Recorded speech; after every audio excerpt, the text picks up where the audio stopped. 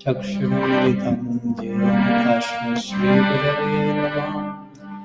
नाम श्रेष्ठं मनुमाप्य सच्चिपुत्रं मत्राशरूपं रूपं तस्याग्रजमरुपुरीं मथुरीं वृषावतीं राधाकुण्डं गिरिवरं महो राधिकमदावशं प्राप्तयश्च प्रतीतकृपया श्रीगुरुं तं नतोऽस्मि वञ्चाकल्पतरुभ्यश्च कृपासिन्धुभ्येव च पतितानां पावनेभ्यो वैष्णवेभ्यो नमो नमः। निखिलाश्रुतिमौल्यरत्नमालयति निराजितापदपङ्कजं अजीमुक्तकुलैरुपश्यामलम् परितस्तं हरिणां संश्रयामि अनारपितचरिं चिरत्करुणयावतीर्णकलं समार्पयितुमुन्नतज्वलराशं स्वभक्तिस्यं हरिपुरता सुन्दराद्युतिकदम्बसुन्दीपिता सदा हृदये कन्ददेशुरतो वासुचिनन्दना अजानुलम्बिताब्जो कनकावदातु सङ्कीर्तनैकपितरो कमलायतक्षो विश्वम्भरो द्वियावरो जुगधर्मपाल वन्दे जगत्प्रियकरो खगनावतारो नादिनि शक्तिस्वरूपाय गौरङ्गसुहृदाय च भक्तशक्तिप्रदनाय गदाधर नमस्तुते। हे कृष्ण करुणा सिन्धो दीनबन्धो जगत्पते लोकेशान्तिकामन्तराधकं नमस्तुते। राधे वृन्दवनादिशे करुणामृतवाहिनी कृपया निजपादजलसुमयं प्रदीयतम् नित्यविहीनाय अपराधरक्षये क्षिप्तश्च कमादितरन्नुमादि कृपामयिकं सदनं कृपालं वृन्दे नमस्ते चरणारविन्दं वृन्दे नमस्ते चरणारविन्दम्।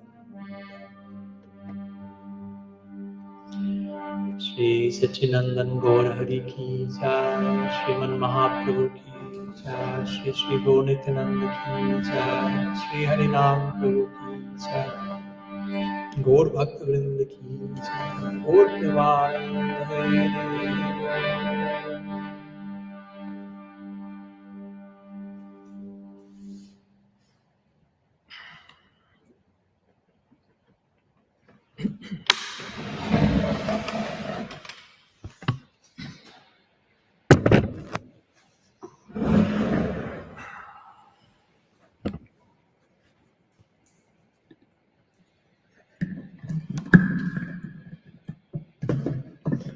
So, Pranam, welcome to all of you. Thanks so much for your presence and nice introduction. Thank you. And again, very humbled and honored to be able to share with all of you today some further thoughts on an ongoing, endless conversation that we call Harikatha, sometimes also known as Anantakatha, which basically means to talk about the unlimited. So by definition, if the conversation about the unlimited has to be unlimited, no, it doesn't make sense. Let's have a limited conversation about the unlimited. So that's the journey we are in. We are pilgrims on this journey of trying to say something about the unlimited. That's a very challenging project, so to say. Say something about the infinite, okay?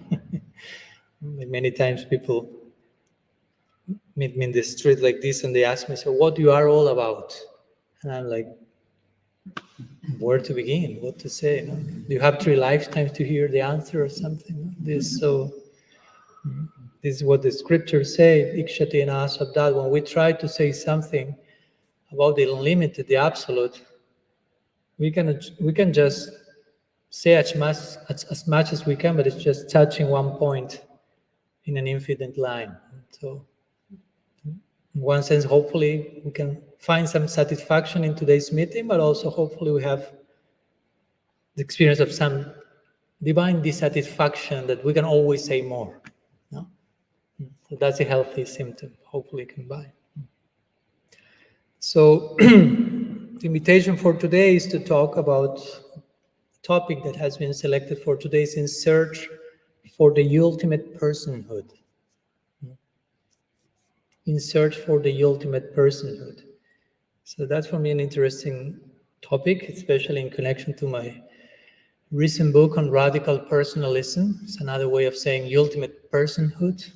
What does it mean to be people? What does it mean to be individuals? How present we are in our individuality, how much we can develop who we are as persons, how we can understand that we are surrounded by persons.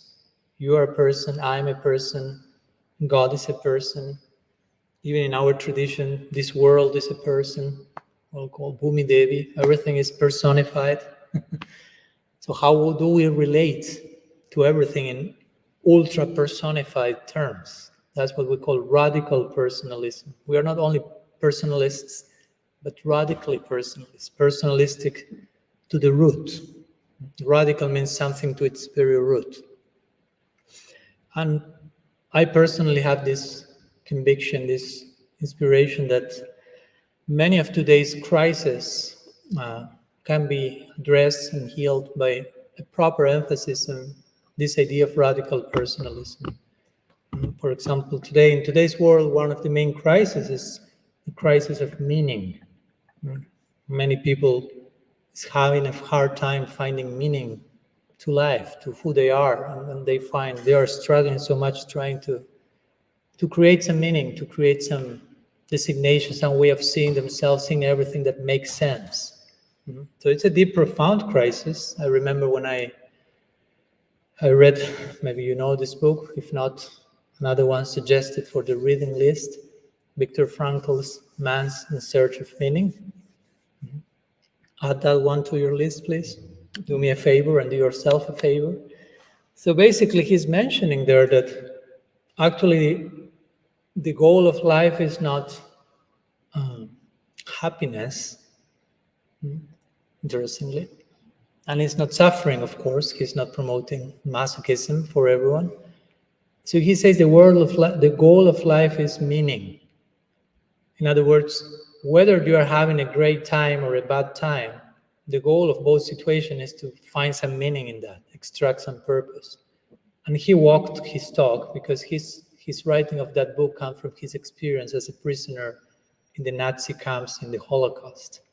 So he was in that situation where everything seemed meaningless. Like, why this is happening? What's the purpose of that?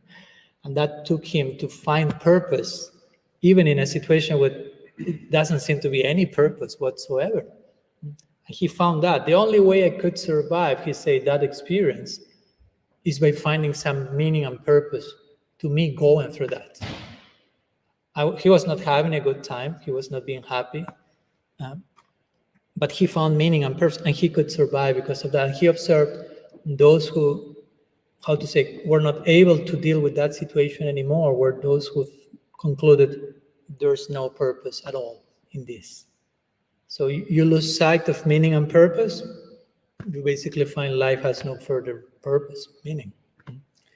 So I personally feel that one way to address this meaning crisis globally, and we are not totally free from that probably, is by, again, discovering not only who we are, but who we can be, what's all our potential.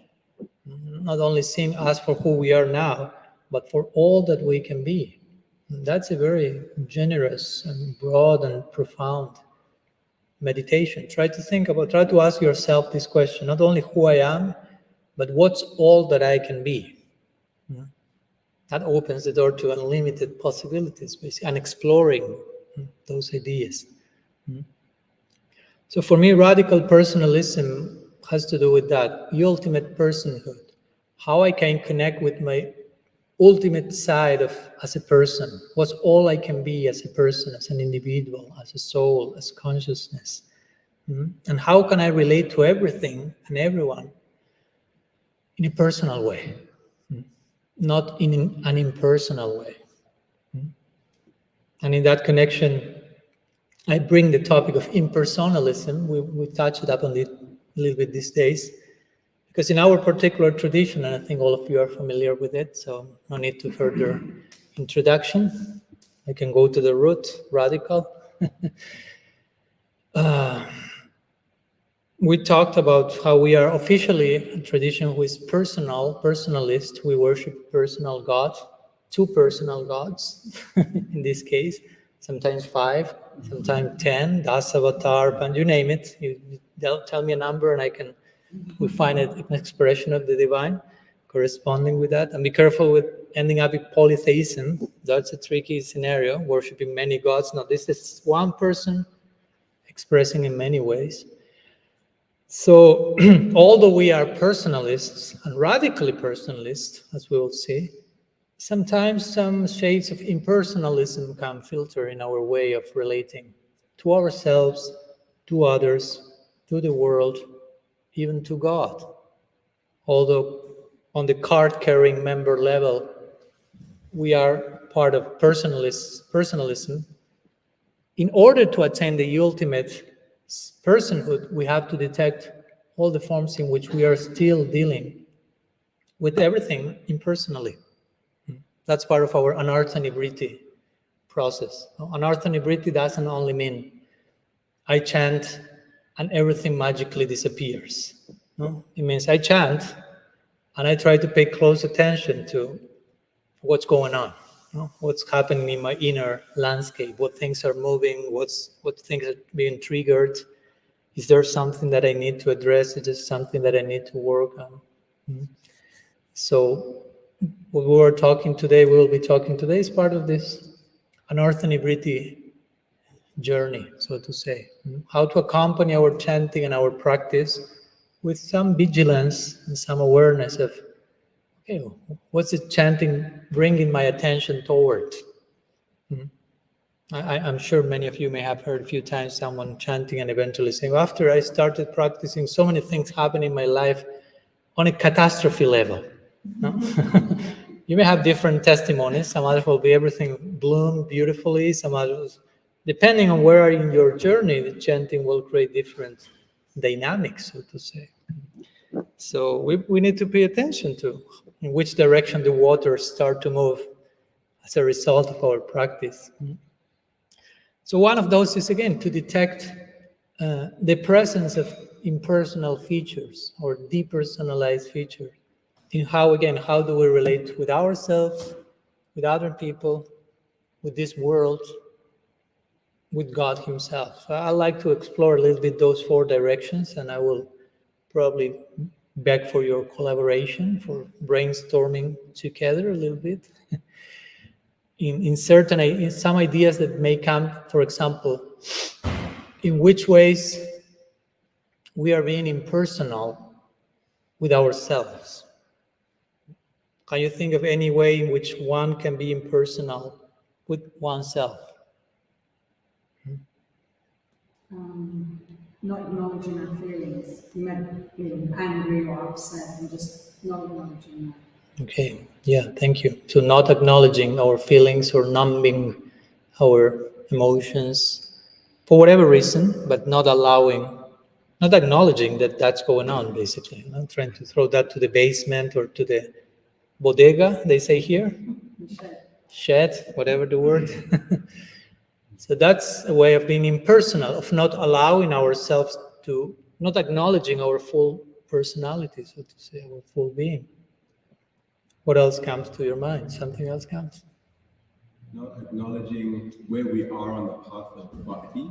Sometimes we can think I'm so much further ahead. Sometimes we can even think, no, I'm so much further behind than I am. False humility, so just not being honest with where you are, so you can move forward. Okay, thank you. Beautiful. We are going somewhere now. Yeah, I'm repeating a little bit also because the ones who are seeing live maybe do not hear what you are telling. So we are now, the idea came that not acknowledging where we are on the path of bhakti, or basically misacknowledging, because we may say, no, I'm here, but you're here, or I'm here and you're here. So these two varieties of missing the point and not taking the time to acknowledge where we actually are, and over-idealizing our situation or self-idealizing our situation. And the two of them may be an escape, an evasive thing of confronting where I am. No, it's always easier, so to say, to think I'm higher than I am, so I don't need to deal with what I actually have to deal, or I'm lower than I am, so I'm so low, so fallen that I cannot deal with what I have to deal actually. So the two may be like, escape from the present moment, and we can only exist in the present moment. As much as our mind tries to go shopping to the past and to the future, no? Future, Rajaguna, past, Tamaguna, nostalgia, excessive preoccupation of what will happen in the future. Sattva, which is a place we have to begin with, is the present.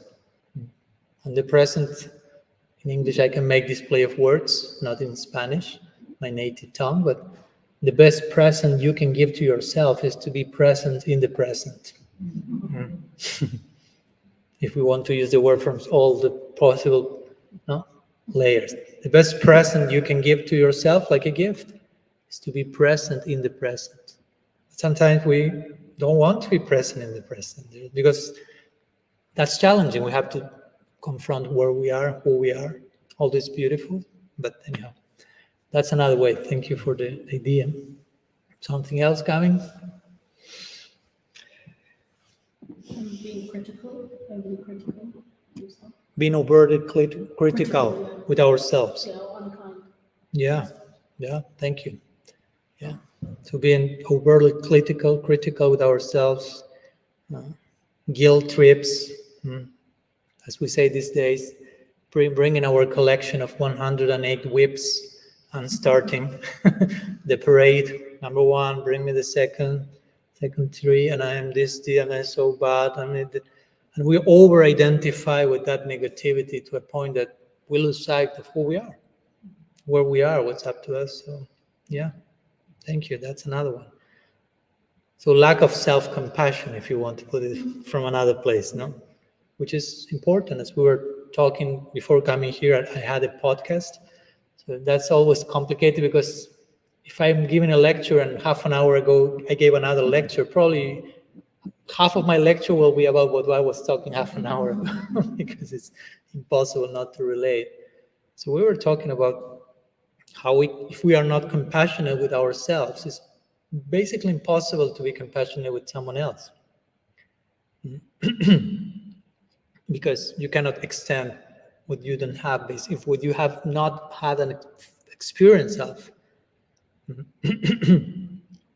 So that's another one. Yeah, that's another way of being impersonal with ourselves, not treating ourselves as a person, as a whole person, not embracing the whole equation of what it means to be a person, where we are now as a human practitioner. Because we can say we are the soul, we are not this body, and it's okay, but also we are in a particular situation where there is a body, there is a mind, there is psychology, there are emotions, there is a pocket, there are financial concerns. There are different layers that need to be addressed and integrated in a healthy way. So, and all that can be offered to Krishna. My balanced mind can be also an offering to Krishna. As we say yesterday, as we will turn to that point, relationship with others, that can be an offering to Krishna. We only impose limits of what is an offering and what is not an offering. So anyhow, you gave a good amount of ideas. Jamuna has another one. No, it's not an idea. It's in regards Yeah. to not being compassionate with ourselves. Yeah. But then, like you were saying, overly critical of ourselves, but then that can, it's almost, it can, maybe this is my own personal experience, it's like, say it before anybody else does.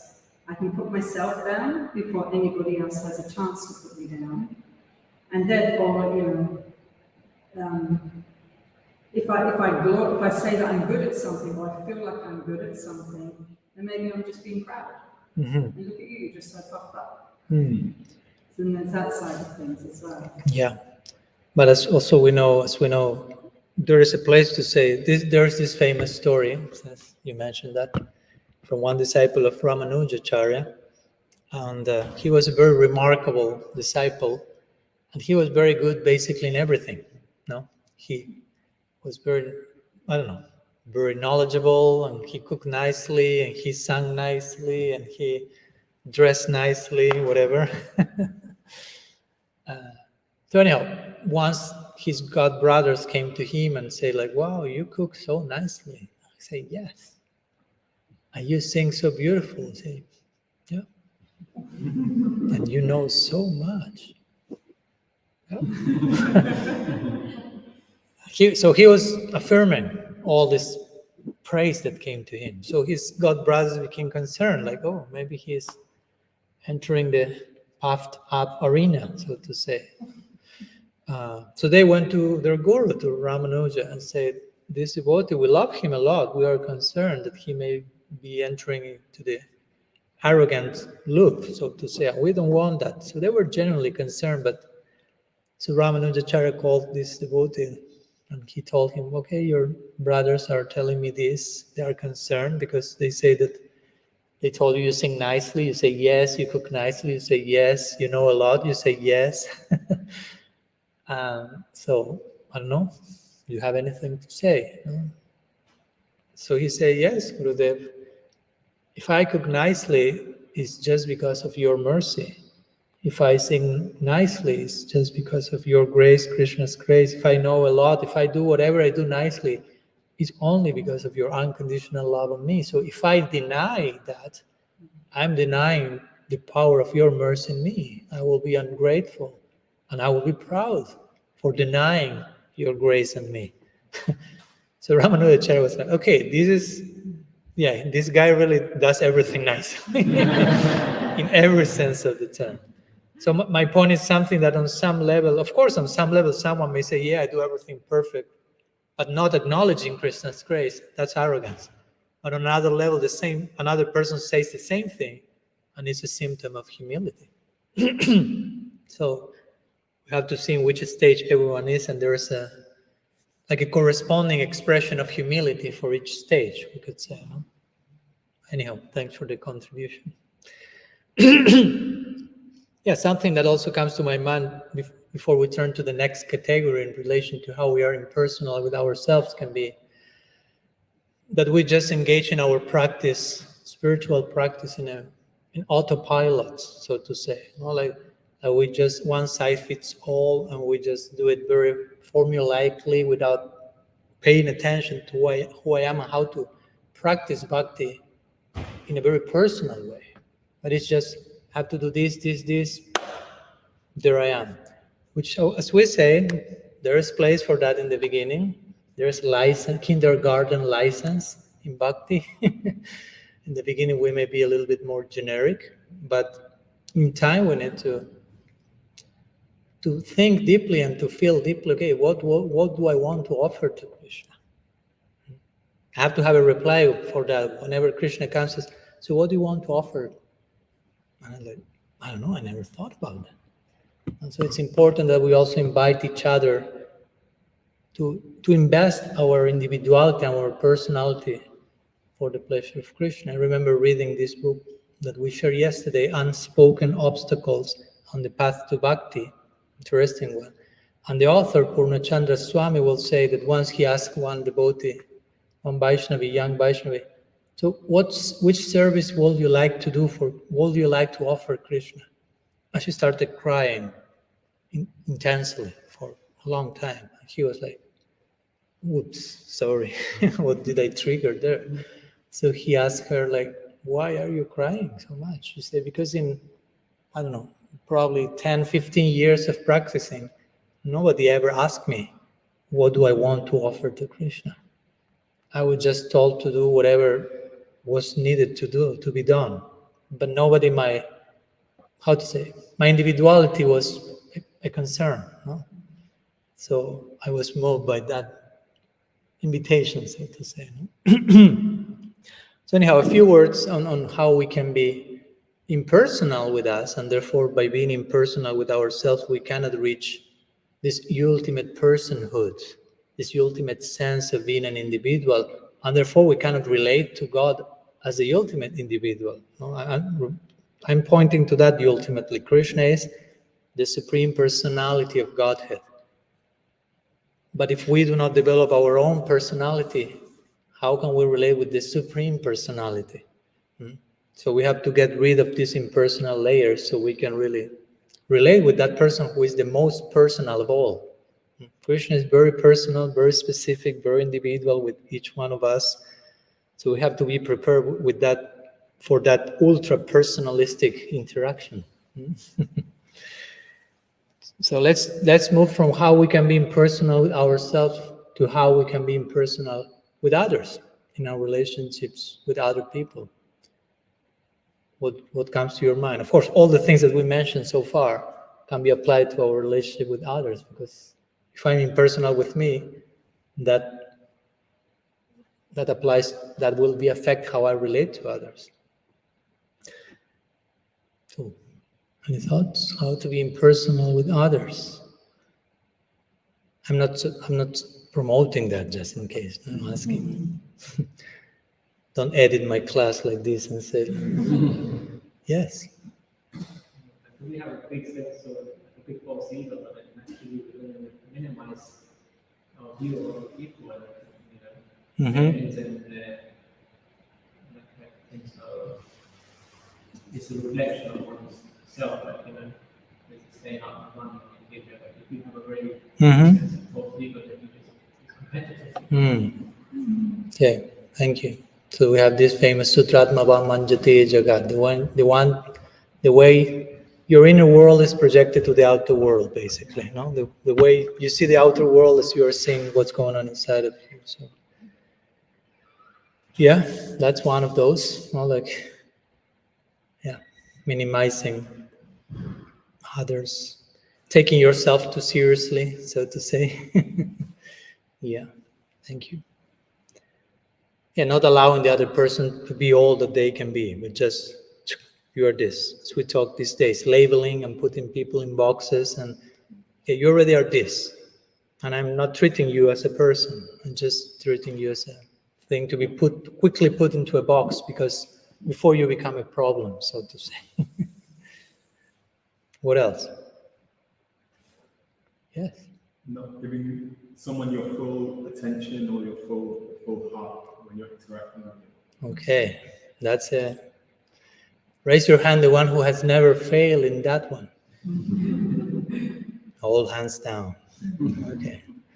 So we can feel part of something in common. We have something in common. Yeah, that's a classical one. I'm not being fully hearing and present to the other person. Listening. No, listening sounds so simple, but as we say, no, Paul Tillich will say, the first duty of love is to listen. He's a Christian theologian, very interesting author. The first duty of love is to listen. If I'm not willing to listen to you, how much I'm willing to love you? So, but listening is, it's challenging, because if I really listen to someone, I will be transformed by the other person, because listening to someone is being there, present, opening myself to what the other person has to say. And if I open myself, I may be affected by what's coming, transformed. And many of us are afraid of changing. So many of us are afraid of listening, because listening implies transformation. And sometimes the idea of transformation gets us a little bit nervous. We prefer to stay where we are and don't change my landscape. But real listening is willingness to be transformed. And that's the beginning of love. And love is what most transforms us. That's the paradox of love, right? Because in love is the thing we most desperately need and want. But since love implies the fullest transformation, love is the thing that we fear the most many times. So we are desperately in need of that, and we are desperately running away from that. So that's the contradiction of probably the human situation of many. And we are trying to solve that contradiction and open ourselves to love. So, I was going to add that when you see others as a means to fulfill your own desires, mhm. it's impersonal as well. Yeah, thank you. So seeing others as a means to fulfill your desires, like basically objectifying people. No, you are not a person, you're a means, a bridge to my agenda, so to say. Yeah, that doesn't sound very romantic. So instead of saying to the person, you are a bridge to fulfill my own agenda, you probably will say, I love you. That sounds better.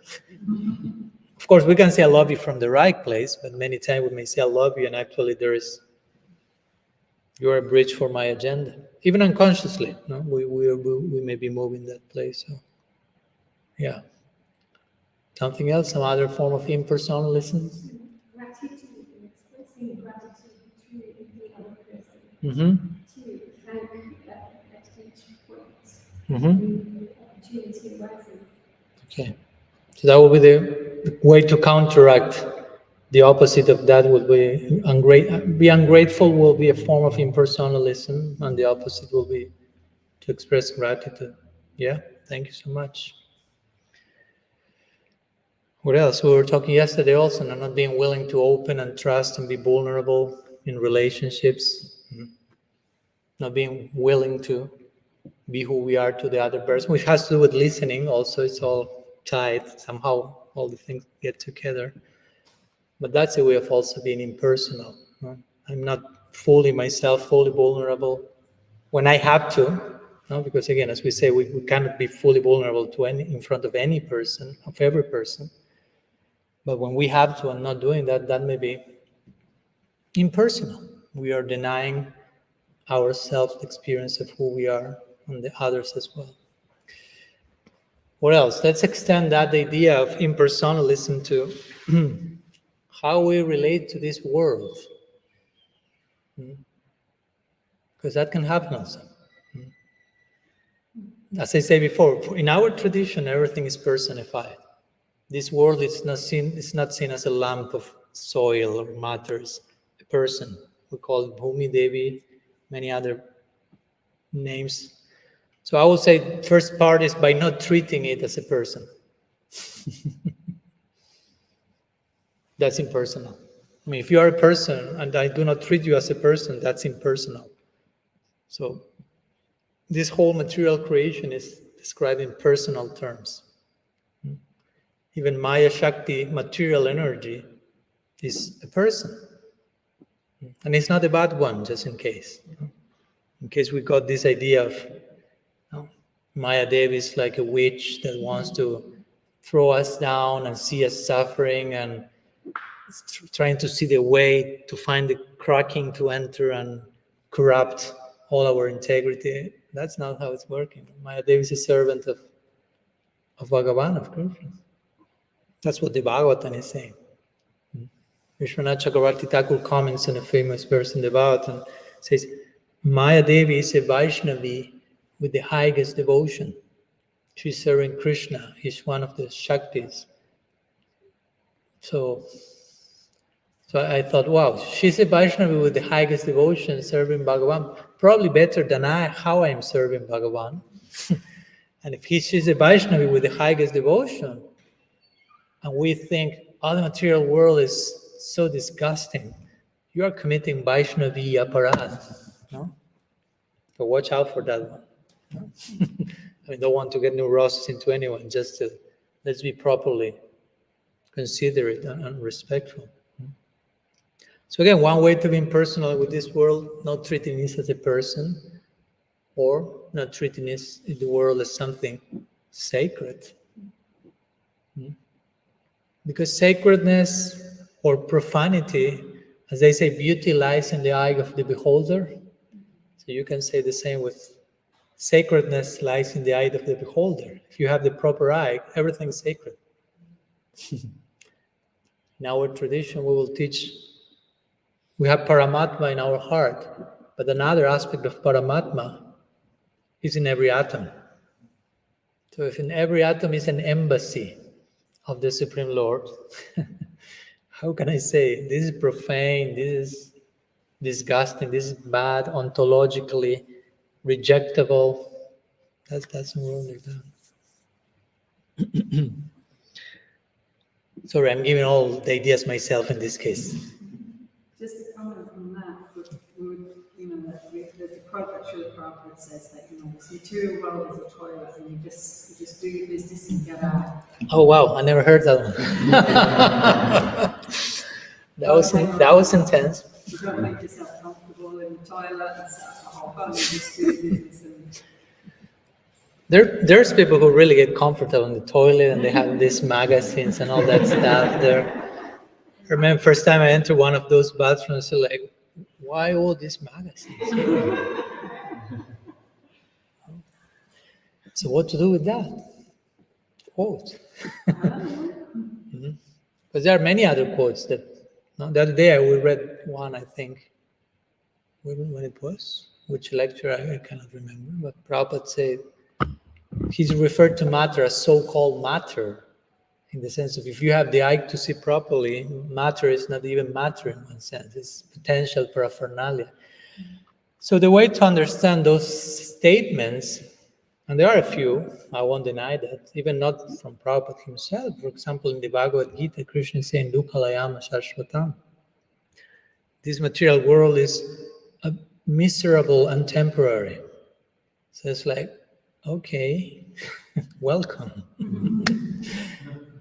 But then you have other statements from, I don't know, Prabodhananda Saraswati, he will say, Chaitanya Chandramrita Vishwam Purnam Sukhayate, which means this whole universe is an abode of joy. So you have to do something with those two statements. No? You cannot just cherry pick the one I like the most. No? You have to harmonize, samambhaya, says Vedanta Sutra, tattu samambhayat. You have to reconcile and understand why miserable and temporary, an abode of joy. It doesn't seem the same. So the explanation is basically these statements go for different types of people, for different audiences. No? So in some moment, Prabhupada will say something, not making a point to someone in particular, and at other moment he will say something that seems to contradict it, but actually is not contradicting, it's just pointing to the specific situation. So, for example, the example that I give in my book in this connection is, if a mother knows that the child wants to, to put his finger on the plug, and the plug is a little broken, and the child just came from the pool, he's with hands with water, and he's like wanting to relish the rasa of being electrocuted. We are explorers when we are children, we want to, but the mom knows, you can die, basically. But for him, it says just a little intensity only. I can survive. But the mom knows, no, that can kill you. But she knows, she doesn't have too much time to explain to him rationally all the electrocution process and so on. So he may tell him, that plug is bad. There's a monster inside there. If you put your finger, it will eat you. That's not true, but that's preaching strategy, you can call it. Emergency, I have to save the life of this boy. So that's bad, don't touch it. So the kid will be like, oh. Then you have time to explain actually what's that going on. Sometimes the scripture may talk like that to certain people. Material world is bad. Get out of here. But when you are in another level of maturity, it's like, you don't need to go outside of anywhere. The goal of our practice is not to go out, transcend samsara. That's called mukti or moksha. Our goal is prem. And prem, one of the qualities of prem is moksha lagurta krit. That's bhava even, not even prem. Bhava means when you reach bhava, moksha, or the fact of leaving this world, becomes insignificant. In other words, you no longer care for going back, coming back forth. I mean, Mahaprabhu says, Sikshastra come forth. Mama janmani janmanishwari bhavatat bhakti ahaitukitvayi. Birth after birth, I long for service to Bhagavan. So birth after birth means I don't care coming here over and over again. As long as I can practice bhakti. Bhakti is the sadhana, bhakti is the sadhya. Bhakti is the means, bhakti is the goal. So I'm trying to practice bhakti now so I can practice bhakti in eternity. It doesn't change. That's the uniqueness of bhakti. Other paths, the more you get closer to your goal, the more you minimize your sadhana. Like if you engage in karma for attaining swarga, some rituals and whatever to attain select heavenly planets, you do lots of,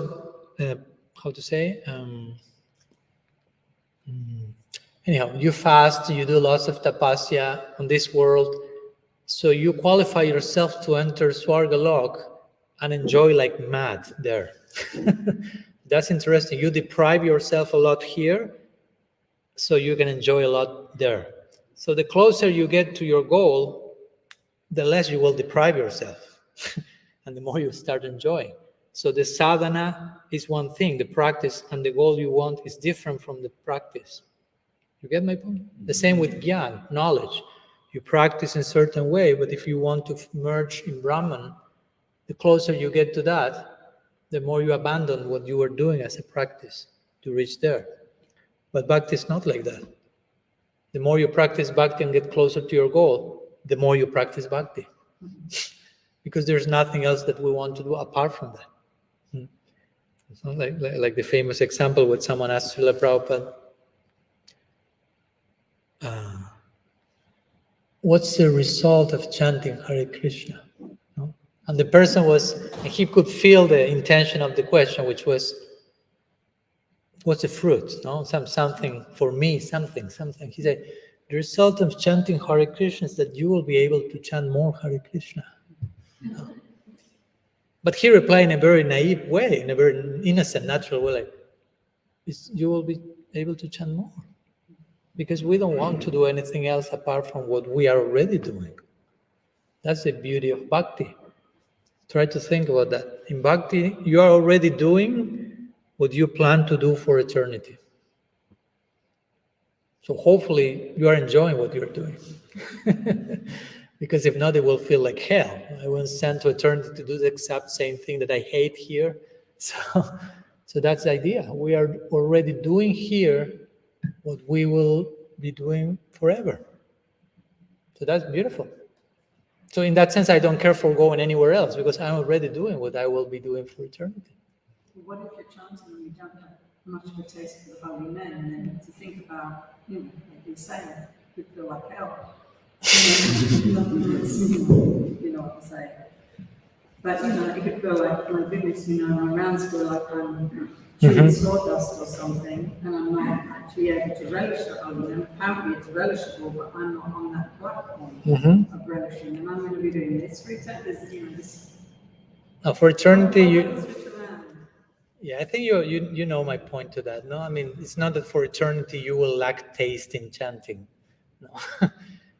The difference between what we are doing now and what will happen in eternity is that whatever we are doing now will be done with full realization, with full love, with full taste, and with full, with full self-forgetfulness also.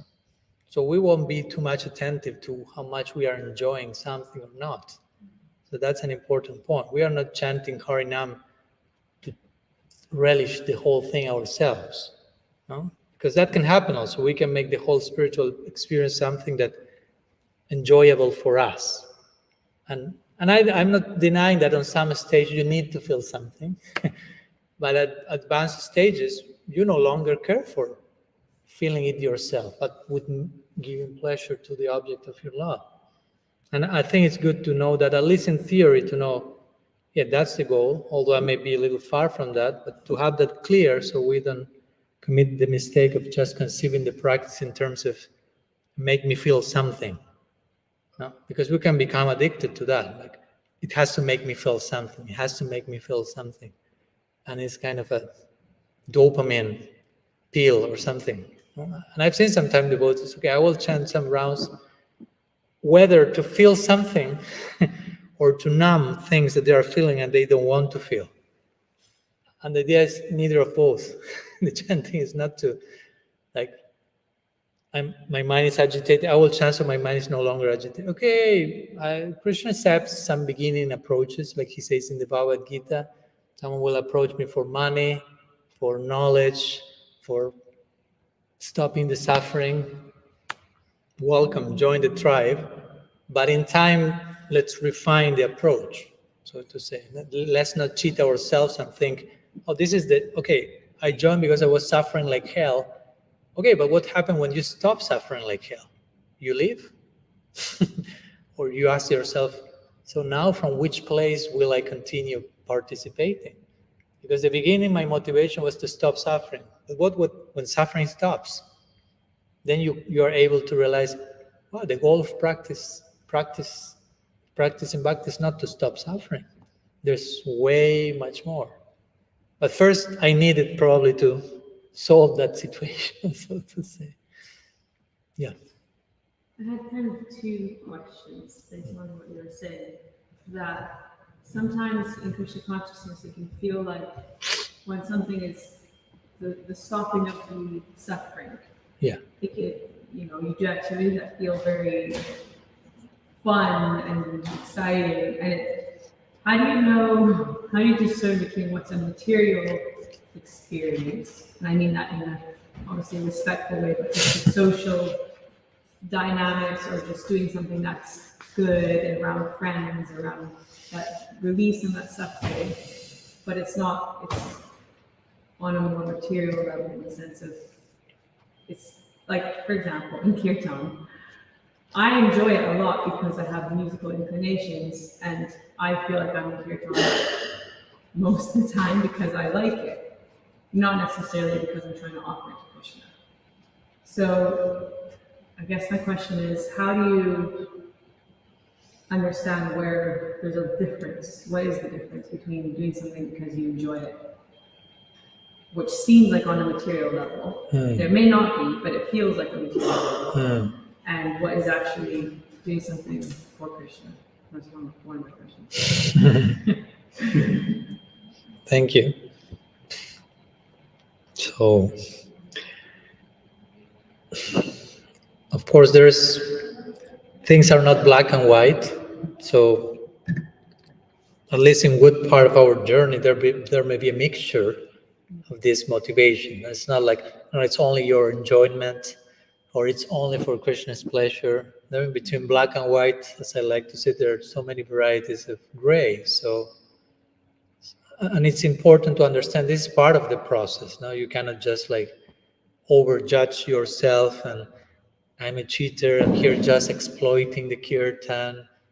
And because I hope not to that extreme, so to say. There may be some personal desire. I like music, as you say. I have this musical DNA, some scars, so naturally I'm drawn to that. And it's okay in one sense. In one sense also, how to say, it's your nature. We can put it like that. One has some acquired nature. Not everyone will be a musician, but those who are musicians have a nature. And also the scriptures say you have to have your nature relatively balanced. No, I mean, if you're a musician, you cannot force yourself to be a lawyer or whatever. No, you may be too disturbed to properly engage in bhakti.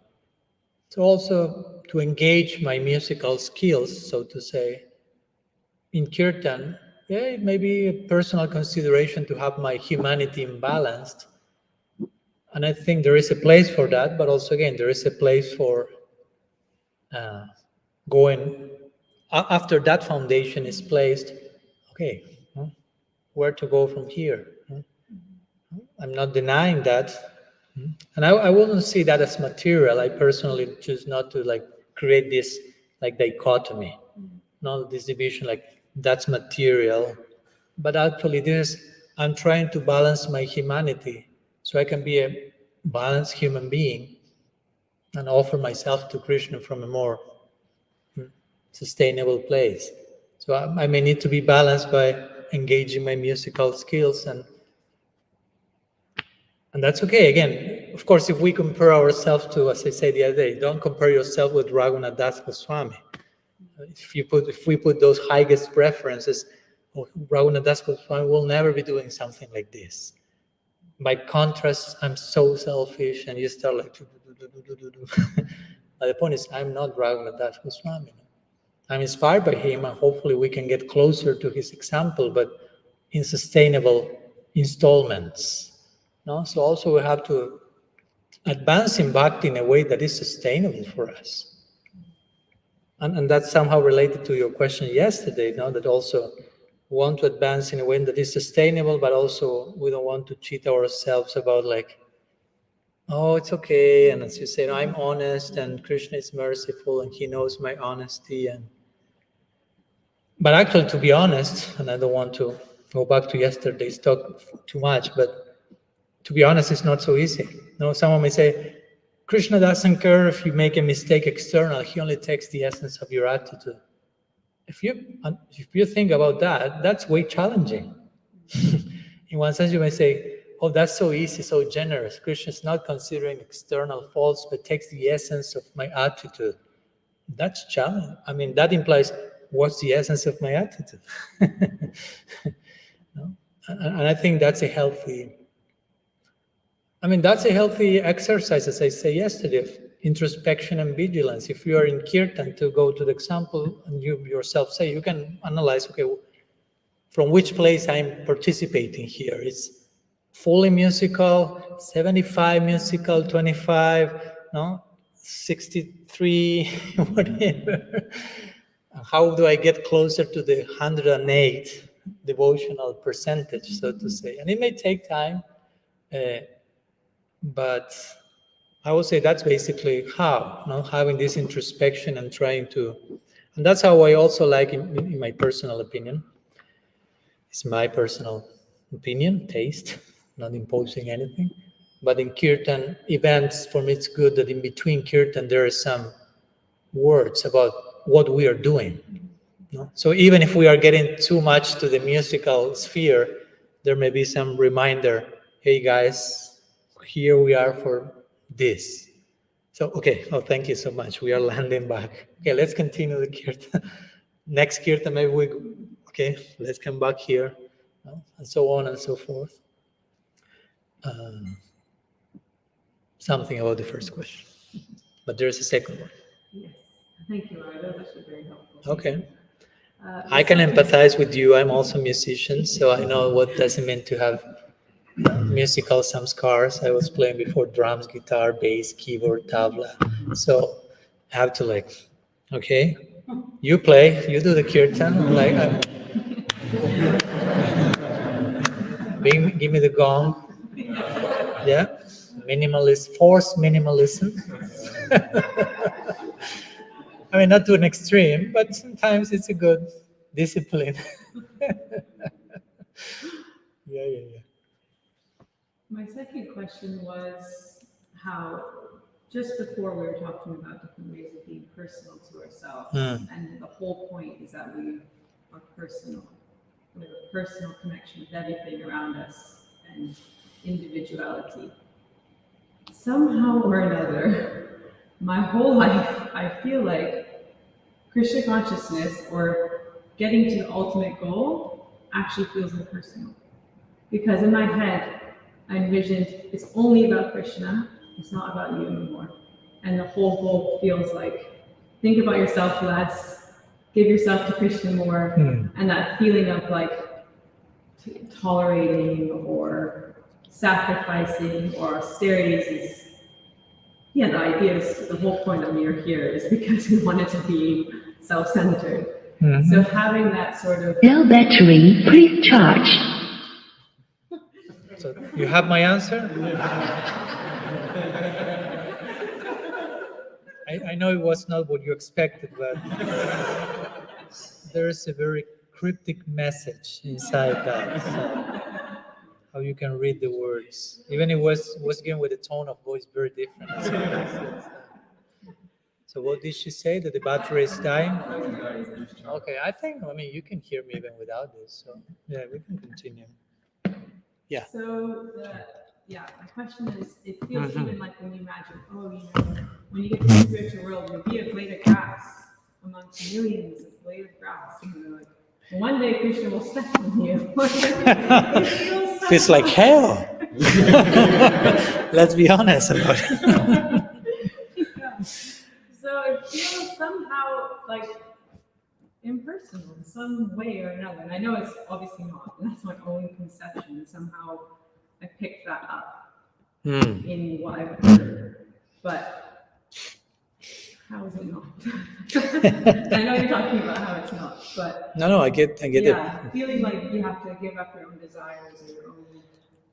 Yeah, the point is that you don't have to.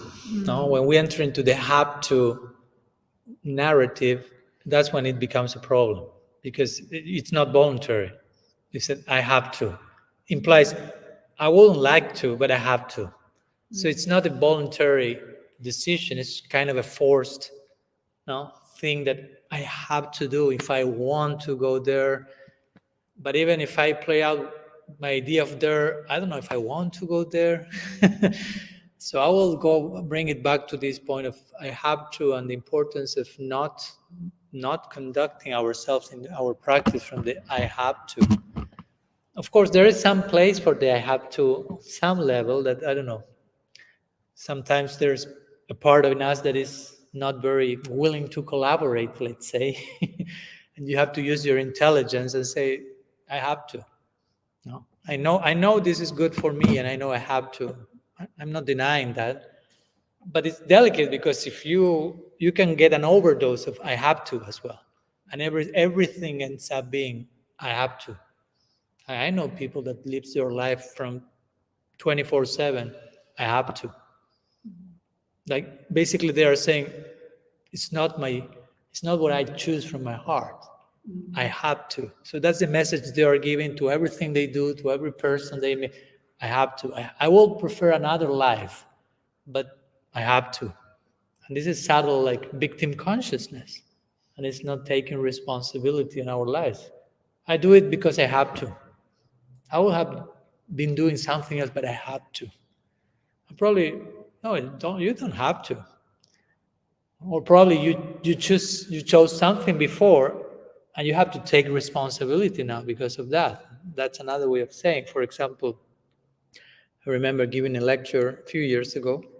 I was giving the lecture, and at the end, one person raised, that was in Argentina, one man raised the hand. He was a little nervous. The hand was trembling, and I was like, oops, let's see what comes here.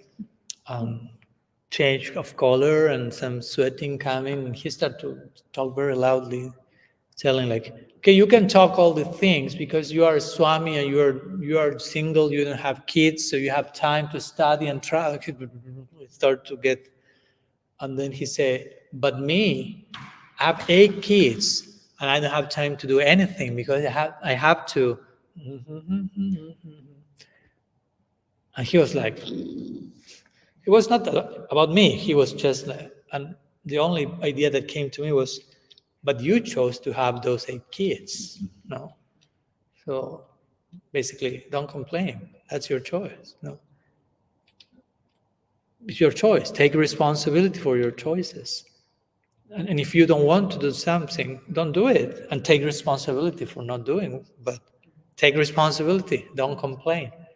I mean, I'm not saying you are doing that. I'm just going to the point. But, and of course, I told him, even if I became a monk to avoid having children and dealing with the stuff you are dealing, I did the wrong move because somehow I have people under my care, and they are way more than the ones I can have biologically as children. So if I accepted sannyas not to have children, I did it wrong. Of course, I didn't accept sannyas because of that, but so I think it's important that all of us, this is not personal, I mean, this is a reply to you, but I extend it to all of us, that we take some time to think from which place I'm practicing, from which place I'm chanting. I'm chanting because I want to chant or because I have to. I'm chanting or I'm counting. And I'm praying to finish. Chanting should be praying, but not to finish. But I've seen so many times that we end up doing something in a way that basically the message we are giving to Radha and Krishna is, I hate doing this. Do you think that type of chanting will take it to Golok? Try to understand what message Radha and Krishna is receiving. Well, like, I hate doing this. Every time I'm doing this, I like so little. I mean, I'm praying to finish it as soon as possible. And they're like, please stop doing that. They are crying. Stop, don't torture yourself in that way. So I think it's important that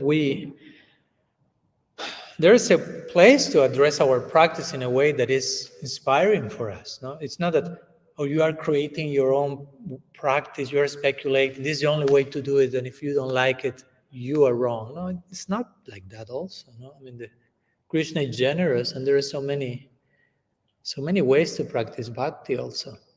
No? Bhakti Rasamrita Sindhu, Rupa Goswami showing 64 ways of attaining perfection in bhakti. He gives the example, I don't know, of Chandrakanti. She's a lady who danced all night before the deity, and she attained perfection by dancing.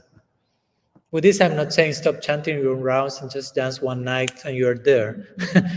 But I'm giving examples that, okay, there are ways that we can address the practice in a way that is inspiring for us, relatable. So, and that will extend into the idea of we have about the spiritual world, so to say, no? Because spiritual world is not nobody will force us to go there to begin with. So we will only arrive there if we want to go there. And we will, of course, only will want to go there if we like the place, if we are attracted by that. And if it's too much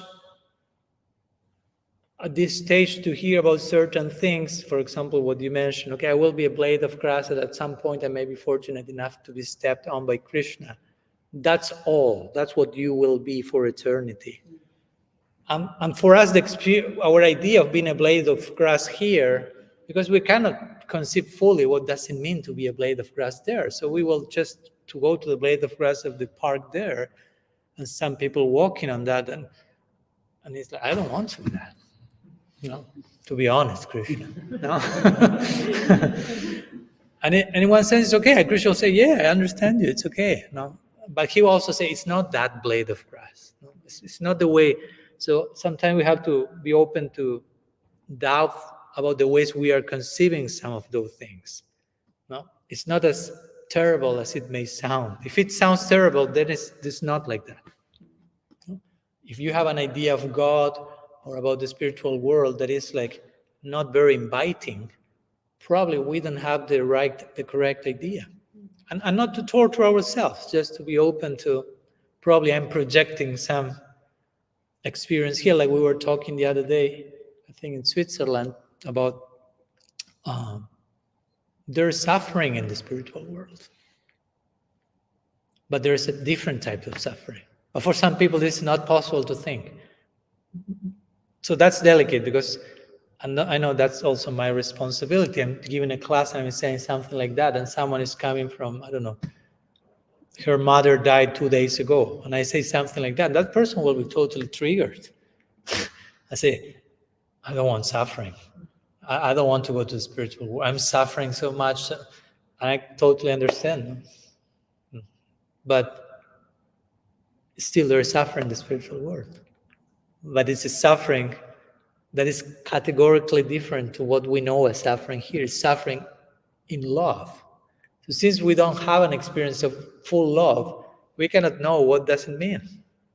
We hear the scripture saying it's sweet, it's deep suffering, it's ecstatic, but we don't have the experience. So our only resource is going to the suffering we know here, and it's like, I don't want that. So that's going on there for eternity? No, thank you. I'll go to Swarga with this karma candies for a few years. No, it's okay. I'm going. So in that sense, I think it's important that we don't rush into this conclusion. This is spiritual world. No, thank you. No, Mahaprabhu is, I don't know, Rupa Goswami is saying he's sweating blood in Gambhira. That sounds like, how is it in English? Gore? Gore, not gore. No, it's gore. No. I was like, I don't want that. You follow my point? Because again, we will relate what does it mean blood here, what does it mean? But the point that the scripture says, it has nothing to do with what's our experience there. So probably unless we have some deeper experience of what's going on there, it may not be healthy to hear so much about those things, those descriptions, because we may relate them too much to our experience here and think, I don't want to be that blade of grass. I don't want to. But it's important that we can understand being in the spiritual world is a place where, and this is a paradox, we have forgotten about ourselves, not by force, by naturally being in love.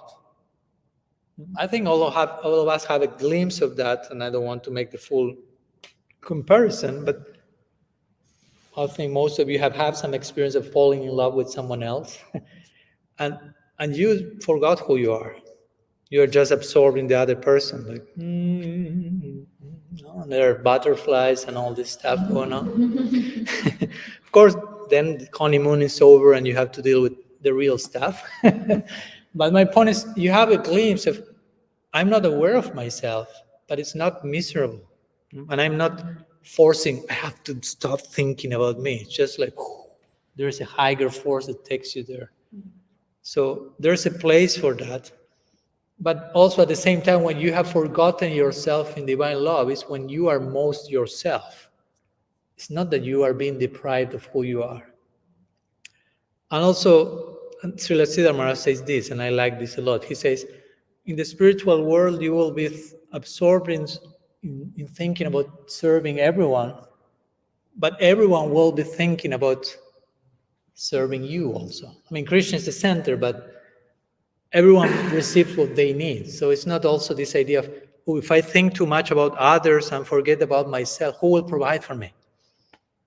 Because sometimes we may have even some, I don't know, it can happen in some cases, some unresolved trauma from childhood. We had some hunger periods. You think this idea, forget about yourself, I will die of hunger, who will provide? Some unconscious trigger. So yeah, I will say we have to find a definition of the spiritual world which is still realistic, but it can also speak to our particular stage. You know, spiritual world is a place of beauty, of charm, of harmony, of collaboration.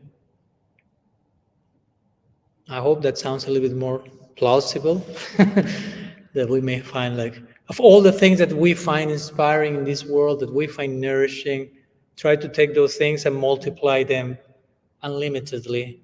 And that and much more is the spiritual world, because that's what it is. And all these other things that we may still not be fully to fit in time we will able to put them in place. So, yeah, I don't know, something. Thanks for the question. That's great. So anyhow, we were talking 1 hour ago, but I'm open to that journey. We have a few more minutes, so I'd like to share a few more words.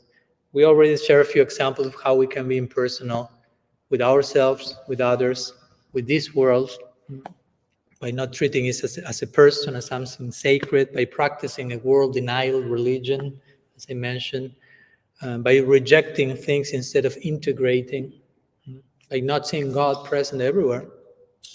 At least in theory, reminding ourselves Krishna is omnipresent.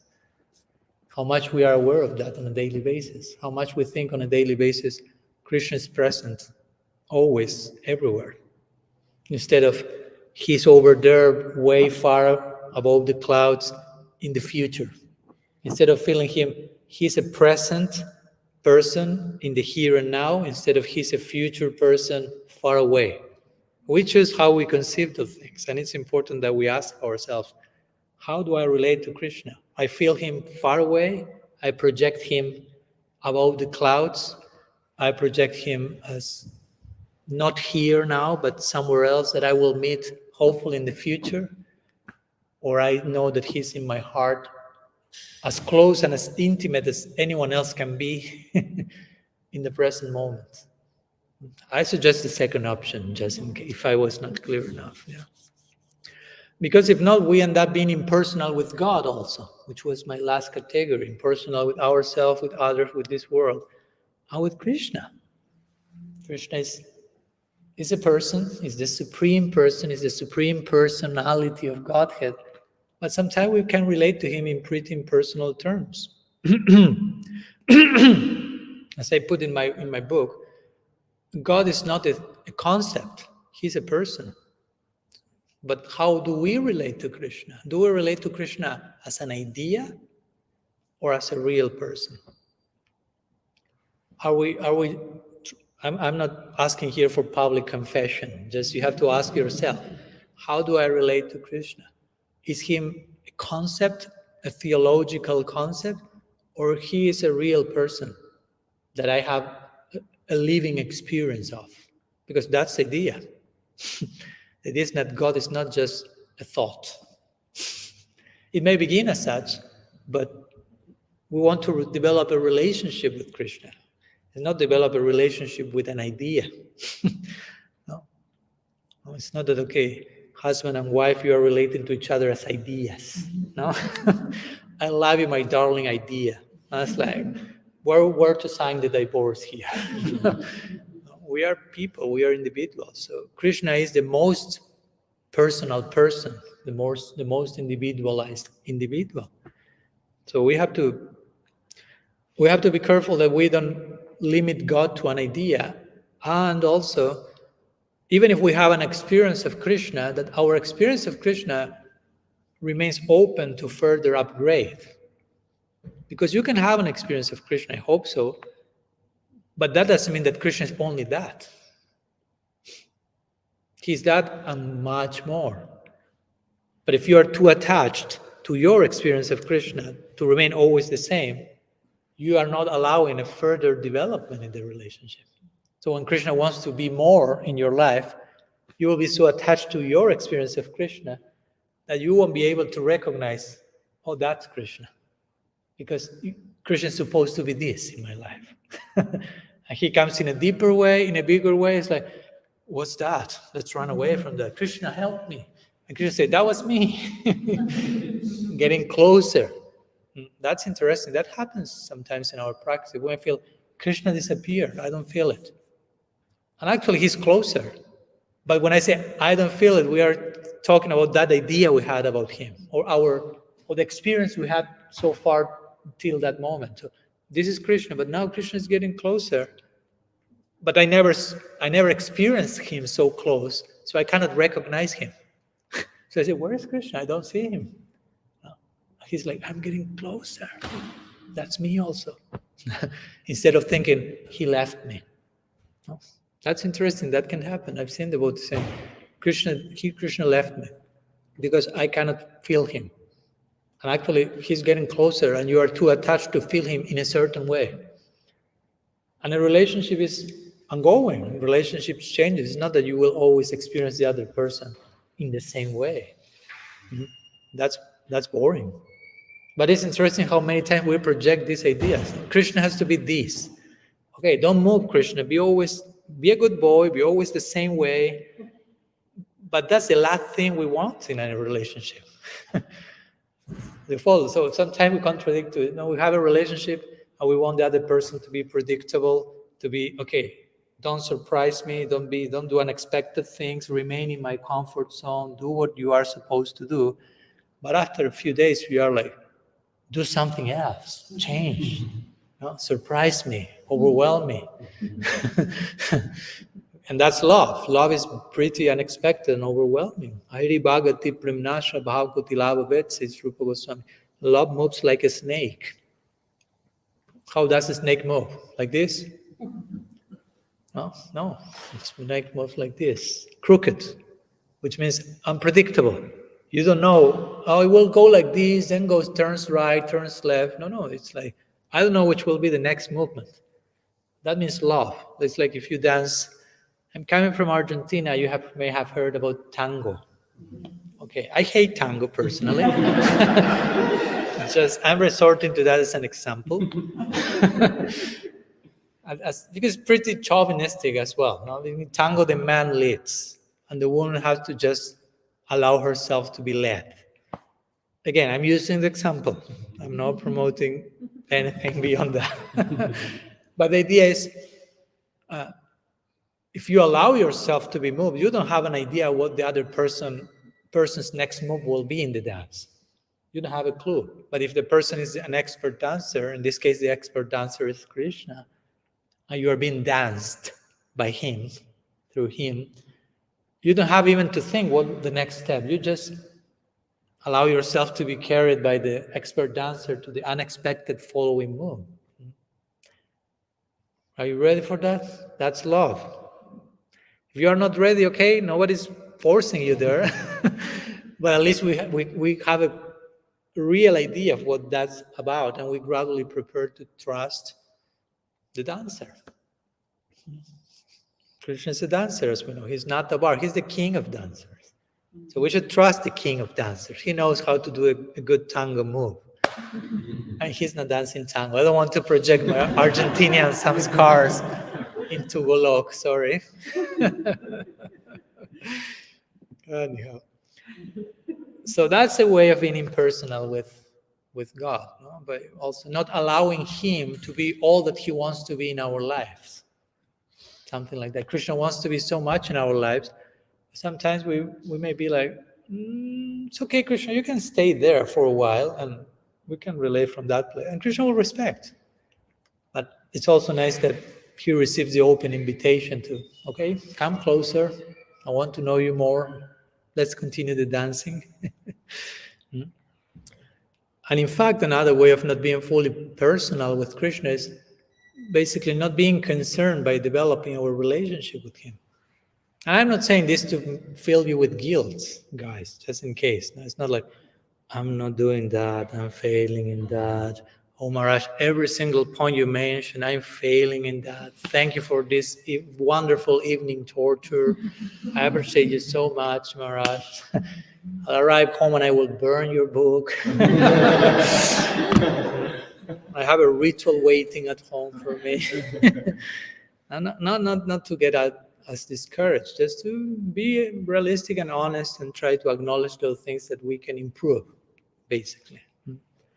So it's important that every day that comes, okay, if I'm practicing bhakti, I want to show some concern to develop my relationship with Krishna. Like any relationship, it needs development. It's not that you get together, you fell in love, you got married, that's it. The relationship sustains itself automatically. Not at all. It needs daily investment, daily sacrifice, daily. It's reciprocal. So the same with Krishna. Important that we, in a healthy way, loving way, how can we develop this? He's already concerned about that, but he's inviting us to participate. It's a two-way street, no? Our connection with Krishna. It's not just one-way street. Don't expect that he does everything. Don't be so cruel to Krishna. You do everything in the relationship. He'll say, that's not a relationship. So in this way, I brought some points regarding impersonalism, because impersonalism is the antithesis of personalism. And in principle, we are radical personalists. We want to embrace this principle to relate to him, who is the Supreme Personality of Godhead. So if we want to be, as I mentioned in my book, to connect with the Supreme Personality of Godhead, we have to develop the Supreme Personality of ourselves, so to say, which is our personality supremely developed, basically. So, now, a few words that I want to share today with you on this idea of in search of the ultimate personhood. Of course, Krishna is the ultimate person, and we are in the search of him, but also to meet the Supreme Person, we have to do something with our person so we can relate to him in deeply personal ways. So we have a few minutes before concluding. I don't know if there's any other comments or questions. I had another topics to share in mind, but of course, the snake moves in a crooked way, so we were led to wherever we have to be led, so that's okay, perfect. You spoke a few times about developing relationships, and that can be an offering to Krishna. And how to do that is my first question. Tagged on to that is an understanding of, oftentimes sometimes people have a difficult time with preaching Krishna consciousness outward. Some people love it, other people it's very difficult. You get difficult with that. So can developing our relationships within the community, how can that be an offering, and is that a legitimate offering of preaching in one sense, keeping ourselves united? There's two kind of questions there.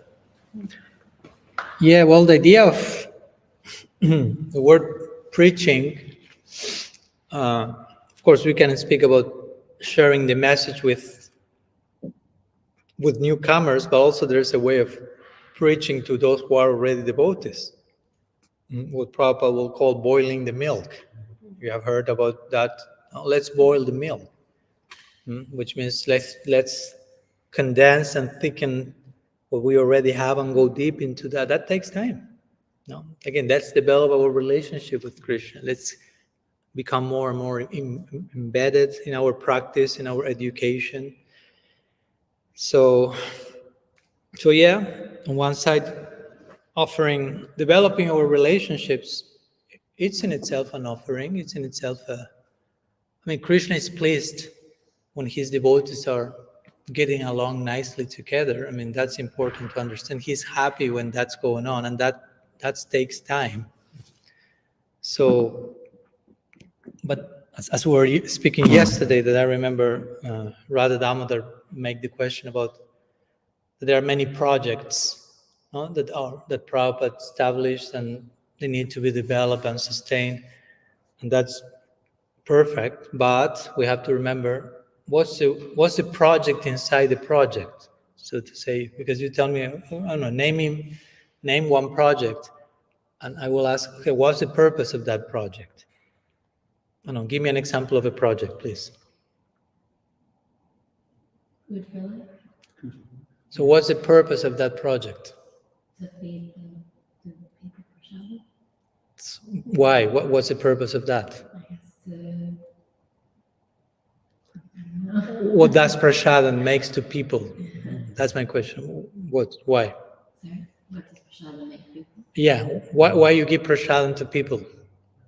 I'm not against that. I'm just playing the exercise here with you. I heard that, I don't know if it's true or not, but I heard that when you eat prasadam, it ignites the seed of bhakti. Okay, yeah, that's a legal answer.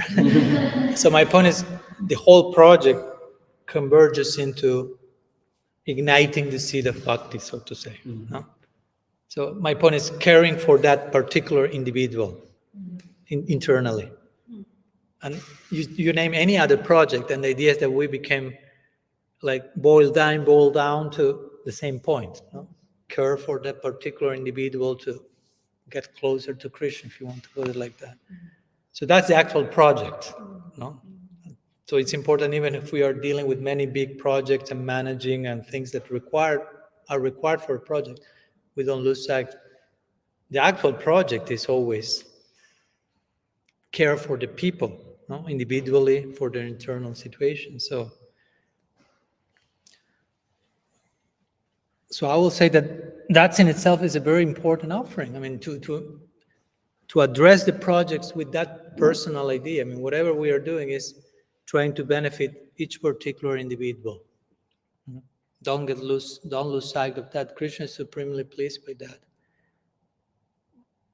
And in connection to what you are asking about, okay, sometimes we are sharing the message. Some people is receiving that, some people is not receiving that. Well, of course, we have to ask why they're not receiving that. No, it's not just about, oh, they don't have security or they are this, labeling everyone like, no, probably we need to be, I mean, at least in my opinion, it all begins by establishing personal friendship with people. It's not so much about, hey, read Bhagavad Gita. Maybe too much for someone. First, personal approach, no, personal connection, and also not having, at least this is my opinion, but sometimes we also have to ask ourselves, what impels me to preach? Why do I want to see other people chanting, for example? I mean, I'm not against that. I'm just asking, it's healthy for you to ask why. Because sometimes we may think, that's compassion. Hopefully so. That's the idea. But sometimes, I've seen, we want other people, for example, we want people to become devotees. So we have other people doing the thing that we are doing. So if everyone else is doing what I'm doing, then I must be doing the right thing. You follow my point? No? I will explain. So I'm practicing bhakti, but my faith is not too high, so I'm not too convinced of what I'm doing. So I need to convince all of you to do the same thing I'm doing, so you convince me back that I must be doing something okay, because all of you are doing that. To follow. So sometimes that can be the unconscious motivating factor to preach. I want to see the whole world chanting. Why? You follow my point? Because if everyone is chanting, then must be that I'm doing the right thing. But you don't need the whole world for you to feel that. You have to be convinced out of your own, this is what I choose and this is the right thing for me.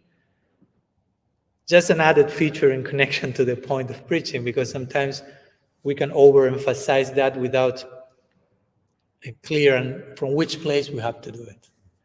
And for me, it's very interesting. I mean, I don't like to use the word preaching. I like to go to and I say this because sometimes the implications of a word may carry some other connotations that nowadays are no longer the original ones. I like to use the word prachar, which is the original word. Prachar is translated as preaching. But what does it mean, prachar? So we understand what do we actually mean by preaching. Prachar. Achar, what does it mean, achar? Achar means acharya. Achar means like good behavior, let's say. No? Acharya is one who teaches by example. So achar means example. Prachar, generally translated as preaching. Pra means a very special type of. So pra-achar means a very special type of example. But that's translated as preaching generally. So that's interesting because actual preaching means a very special type of example. You are giving a good example, that's preaching. In other words, preaching is you are practicing from such a nice, deep place that you are getting so filled with mercy, inspiration, that starts to fill you, overflow you, and sprinkle other people. That's preaching. It's not so much, I try to convince you to sell you the book. That's not preaching for me. Preaching is, I'm so alive with what I'm doing that it becomes contagious. That's how Mahaprabhu preached. He just practiced seriously, and that became contagious. You follow my point? That's the implication of pra-achar. You behave in such a good way, that's an epidemic. How did Mahaprabhu convert to the most powerful jnani in the whole world, Sarvabhauma Bhattacharya? He just sat in front of him in silence for a week. That's it. He didn't say a word. But his achar, his presence, his example was such that after that week of silence, Sarvabhauma Bhattacharya was completely converted. Mahaprabhu said 2-3 words like checkmate then, and that's it. But his silence converted because his example, what exuded from him was so powerful, even he didn't say any words. There's this quote, I think, from St. Francis. he said, always preach the gospel, and whenever it's necessary, use words. Like implying the main preaching is not sometimes what you say, but how you walk your talk. Like a father with the kids, no? You can say so many things to your kids, but they will be watching what you do after what you say. No? And that will be the actual message, the actual influence. It's not so much, you can say so many things, but how much you walk your talk. That's the power in that. So I don't know if whatever I'm saying makes any sense to your questions, but that's where I'm coming, in connection to how to connect to others and how to, make our relationships offerings. That's for me beautiful. Just conceive every relationship as an offering to Krishna. To reframe, it's not just my wife, my kids, my mom. It's also that, but this is an offering to Krishna. So I had the chance, because if not, it becomes ordinary problem. Oh yeah, it's my wife. Yeah, on a daily basis, we relate. We know each other. It becomes too familiar. But instead, you don't lose sight of saying, my relationship with her, with him is sacred, is part of my service, part of my offering. So that reminds each other, wow, this is extraordinary. No? We are not just wife, husband, dealing with ordinary daily stuff. We are trying to offer our relationship for the pleasure of Bhagavan. Yeah. Something else before we conclude? Any other question or comments or whatever you may like to share? They are doing their part in the kitchen, as you know, so. You have one question or you are counting? Okay. It was like this sound, yeah. How does, like, the role of, as human beings, we're fallible? I think it's Fallible? like imperfection. Mm-hmm. How does imperfection, what role does it play in the relationship between the Jiva and Krishna and the devotee? Okay. That's a whole lecture, minimum. That's a whole visit to the UK.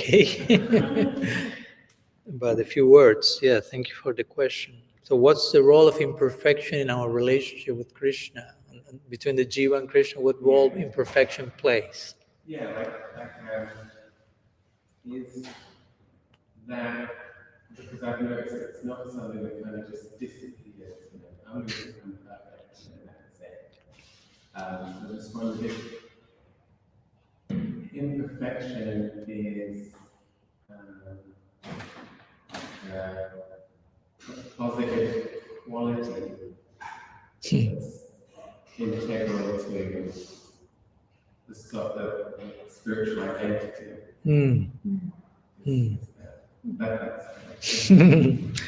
Now we require 2 more weeks for replying to the question. You're making it more complicated, more beautiful. But yeah, that's a very interesting topic. I remember some years ago we made a whole series of lectures on that. We call it Divine Imperfect on the Damodar Lila, but analyzing Krishna showing so-called imperfection, limitation, being tied, stealing, lying, escaping, all things that we say like, that's not God, that's not correct, that's not perfect. And Krishna is showing, I don't care. I'm still Krishna, I can do whatever I want, and imperfection is adding charm. So how much is imperfection if it's not? Like Krishna is tied by Jasoda. So the tying, we can take it, that's a limitation. No? Imagine the idea, God is tied to a mortar. That's like, you make your head collapse. No? God is supposed to be transcendental and free, all powerful, and here he's being tied. But in that tying, his loving interaction with Yashoda is increasing. So love is increasing in limitation. So how much is limitation? The more love there is, the more freedom there is. And we will say that. Freedom, the more the love, the more the freedom. So Krishna's tide, which seems there's no longer freedom, but he's experiencing more and more love, which means more and more freedom. So he breaks with all these ways that we used to think about things. So that's on the side of Krishna. But on our side, as we mentioned the other day, Krishna is already loving everyone unconditionally. So that's an important point that we can never emphasize enough. In the scriptures, it's very clearly mentioned. The nature of love is unconditional. So unconditional means I'm not waiting for you to be perfect to love you. That's not unconditional love, it's conditional love. Because we are conditional, we are conditioned beings. But Krishna is unconditional. It's like we are a mess, but he already loves the mess. Now it's our turn to reciprocate, of course, but it's not that Krishna is saying, I don't love you, I hate you, or I don't love you because you are imperfect. So that means that love is limited by imperfection. But that's not the case. Love is the most powerful thing in the universe. So even if imperfection comes, that's nourishing the love. Love takes whatever comes in the way and gets nourished, gets strong. So I will say that imperfection has a role to play, because sometimes we get, of course, with this I'm not saying make as much mistakes as you can, be as imperfect as you can, and Krishna will love you more. I'm not saying that.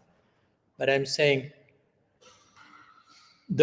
even you can be a pure devotee and make mistakes on some level.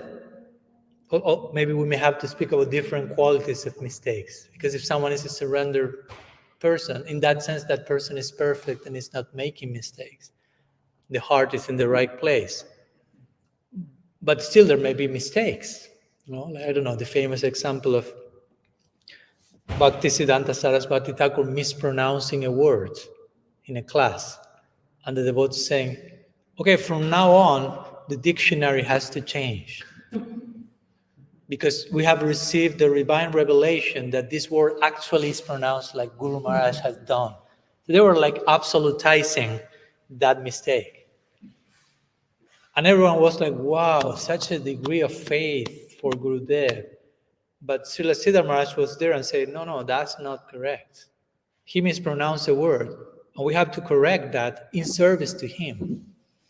And that mistake is not compromising his inner position. So technically that's imperfection, but on a certain level. There is this other situation, as you may know, at one point, Bhaktisiddhanta Saraswati Thakur, there was a big festival where they were about to install a deity.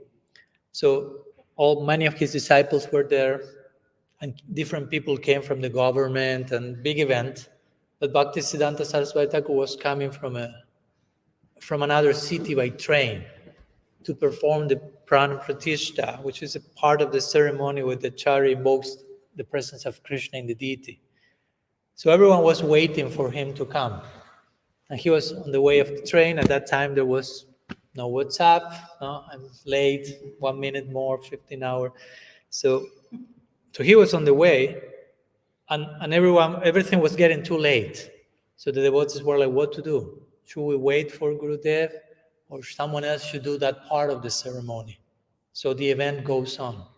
So at that time, they asked him, Srila Siddhar Maharaj, who was among the devotees present, considered like the senior disciple of Bhaktisiddhanta, and he said, let's do ourselves the rest of the ritual. Guru Maharaj will be okay with that. So they did like that. And Srila Siddhar Maharaj conducted that part of the ritual. And Srila Siddhar Maharaj was not precisely famous for being an expert into all the ritualistic aspects of deity installation. But he was famous for being who he was internally, having internal deep connection. So that's the most important thing. But anyhow, Bhaktisiddhanta Saraswati Thakur arrives later, and one of the devotees asked him, Guru Maharaj, I wanted to know if the deity is, if Krishna is actually there in the deity, if the deity is actually installed, because the person who did the installation part of the ceremony committed some mistakes in the ritualistic process. And Bhaktisiddhanta Saraswati Thakur replied, interestingly, he didn't ask which was the mistake. He asked who was the person. He didn't care for what did he do or not. He said, who is the person? According to who is the person, I can tell you if Krishna is there or not. So someone replies to Siddhar Maharaj, say, Krishna is there in the deity. Next topic. No? Like implying, even if he did some mistake, the wrong mudra, the wrong detail in technical aspects, the heart is in the right place, Krishna is there. Yeah, imperfection on some level, and on a deeper level. But I think imperfection is an interesting ingredient for us to also to offer unconditional love. I mentioned that in my book in one part, that sometimes we as disciples maybe we may need to over-absolutize everything in our guru, and we see no imperfection even in these details, because probably we are not able to offer unconditional love. Unconditional love means even if you are mistaken, I'm loving you. And that's a real love. Real love is not waiting for, hey, call me when you are perfect and I love you. That's not very loving. That's more a demand of the ego. Srila Srila said, perfection is a demand of the ego. Love does not demand perfection. Love demands love. It's just so a few words I can share in connection to imperfection and Krishna and the Jiva again. So let's not try to be, Krishna already loves us unconditionally. So it's not so much about, okay, I have to be perfect, so Krishna loves me. That speaks very nicely about Krishna. He will only love me when I'm perfect. No, he's already loving you. You don't have to earn Krishna's love. Krishna's love is not your own personal merit. Technically speaking, we can do nothing to deserve Krishna's love. It's already there, unconditionally. That breaks all structures, because in this world we move on deserving, merit. Okay, I have to do that to attain that. But he's already given that fully. So it's like, so what to do now? Trying to reciprocate. But it's already there, despite imperfection. And of course, that's the challenge. Oh, so beautiful, Krishna is loving me unconditionally despite the mess that I am. Yes, but he's also loving everyone else unconditionally despite the mess they are, and you should treat them accordingly. You should treat everyone knowing Krishna is loving each of you unconditionally. That's more challenging. It's beautiful to say, oh, nice that you're loving me unconditionally. Yeah, but everyone else also. So hopefully you relate each other accordingly. It's like, oops, that's more difficult.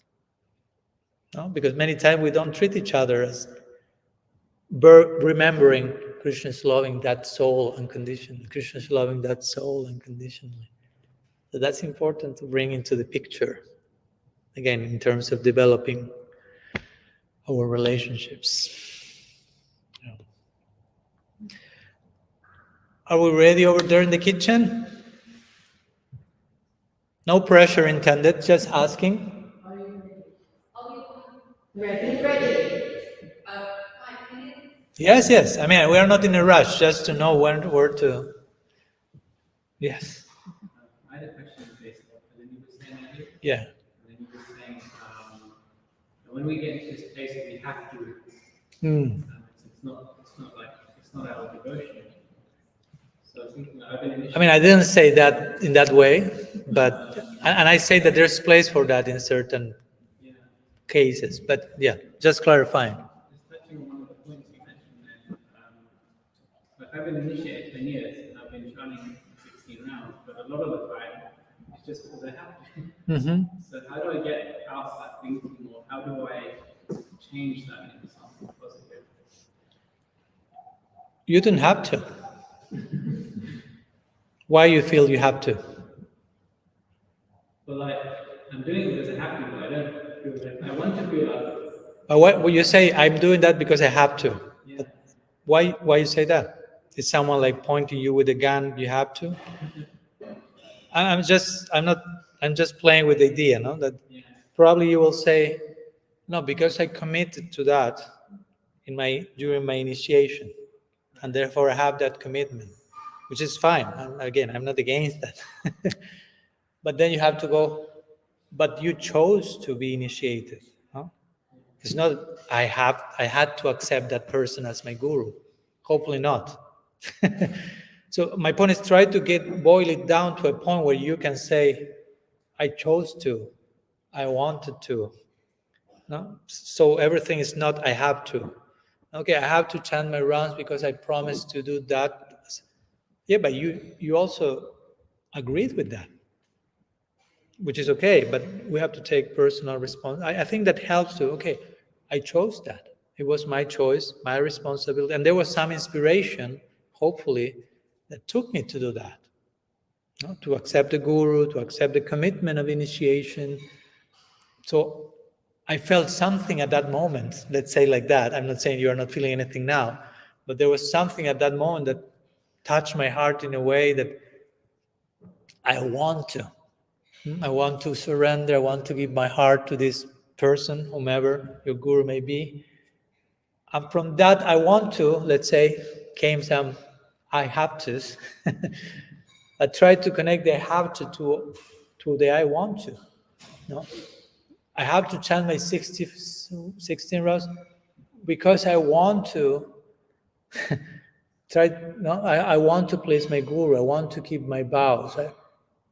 Try to find a point where you say I want to.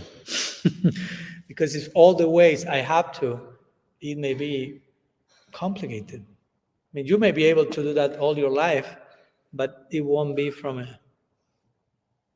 I understand your point. I'm not saying you should just chant 16 rounds with full feeling. And I mean, if it's not happening, it's not happening. You cannot just press the button and be ecstatic. No? And there is a place, as I say in my reply, that there are things that you know you have to do. You know that you will, ideally you should feel, I want to, but still I don't feel that. So I also don't want to go to the extreme that I will only chant when I want and I will never chant anymore, probably. Who knows? But in the I have to, there has to be some hard investment also. It's not just like mechanically going through the numbers and getting to the 16, trying to, okay, I have to, but I want to put my heart here on some level, on some level. And connect with that. Okay, I have to do that because I love, like a mother. Okay, the mother may be tired, she needs to sleep, but she has to wake up to breastfeed the baby. So she has to. She will prefer to sleep more, but she has to. But she has to because she chose to have a baby and because she loves her baby. So that all those things of personal responsibility and I want, I love, helped to carry on with the I have to with renewed purpose, so to say. So I think it's important that whenever we feel I have to, okay, don't torture yourself because of that, but try to connect the I have to a few. I want to, I choose to, because I love this person, I love whatever. And I think that gives a renewed sense of purpose and engagement, whether it's with chanting or whatever. There may be any other things. No? And I think that's also rediscovering the chanting, so to say. No? Because you may be chanting from a certain level and a certain place, and it works. It works, it works, it works. And at one point, it doesn't work. So it doesn't mean that the chanting has stopped working. It means that now you are being invited to chant from another level, with another idea, with another conception of the chanting, of the name. The other version became obsolete. No? Like we gave the example yesterday with the apps in the cell phone. It's working, it's working, it's working. No more working, you have to download the new app. So in the same way, a certain version, so to say, a certain version of Krishna consciousness works for us for some time. At some point we feel it's not working. It doesn't mean that the process collapsed. It means we are being invited to discover a higher version of Krishna consciousness, to rediscover our own tradition. And I'm saying that because I've seen devotees many times feeling, oh, this is not for me. This is not, it no longer works. No? So I have to leave it. No, you have to leave the version you have experienced so far. And you have to discover a new version of that. And that will happen a few times in our life. It's not just your biggest faith crisis or something. It may be happening because we are rediscovering our relationship with Krishna. We are rediscovering ourselves in that. So we are rediscovering what does it mean to chant, what does it mean to whatever, to study, to relate. Everything has to be rediscovered. It's not that it's only one way. No, Krishna consciousness is not that boring. So maybe that's also another way of seeing it in a positive way. I'm feeling I have to, because probably I'm addressing the chanting from a place that is no longer working. So I have to find a new place to address my chanting. So I don't feel I have to. I will feel a renewed inspiration, and sometimes we need to go deeper for that, study, get associated with people who have a deeper experience, and it's like, wow. Now I'm not feeling I have to. I'm really drawn into that and so on. We are ready? Okay, we have the signal there from the gatekeeper of the kitchen.